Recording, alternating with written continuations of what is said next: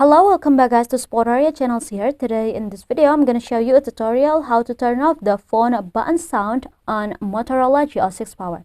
But before it, I have you guys click subscribe and the bells button below to support the channel.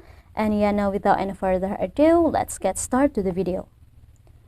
And yeah, first thing first here, as you can see and hear yeah guys, at this phone, if I tap and click in the button on the phone, there will a sound like this. And if you want to turn it off, you just have to go to the settings and after tap on this sound and vibrations options, and after scroll it down again, we'll find the option which is tap and click sounds. Now we just have to turn off the button beside it. I'm gonna tap on the button. Now if we click and tap on the button or on the screen, there are no sound anymore yeah guys.